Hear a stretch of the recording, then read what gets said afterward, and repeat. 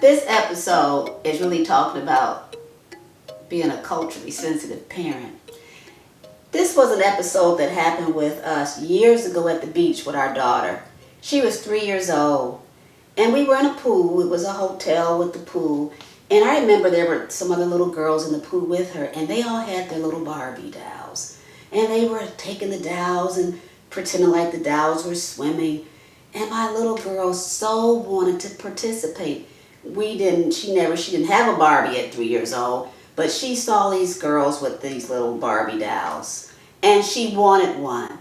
Well, she went over there to ask if she could kind of join in. At 3 years old, my little girl was very social, and they really didn't want her to join in, and she was really hurt. So I set out later that day to go and look for my child a doll that she could play with. Now, mind you, she didn't want the typical doll that she had played with like this. She wanted a doll that looked more like this.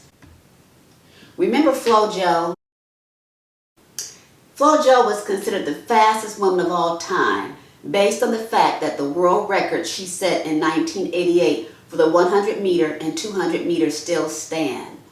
During the 1980s, she became a popular figure in international track and field because of her record-setting performances and flashy personal style.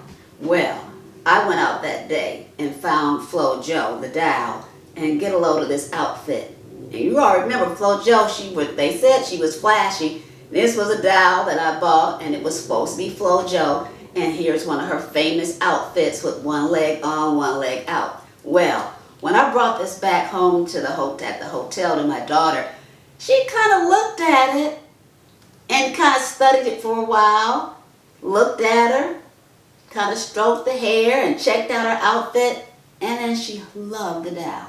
Couldn't wait. The next day, we went down to the pool. Those same little girls were there, and Jaleese got out her FloJo, and she put her in the pool, and she and FloJo just had a good old time. That was my really first encounter with just knowing probably how my child was even internalizing who she was in the world around her. It took me on a journey that changed my life, and I want to share that with you. Books are a great way for kids to appreciate themselves and others. As a diversity consultant, I use books like these to teach tolerance. Grab your child and let's read together.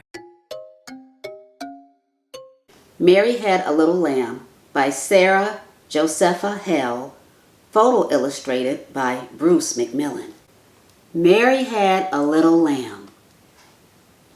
Its fleece was white as snow. Everywhere that Mary went, the lamb was sure to go. It followed her to school one day. That was against the rule.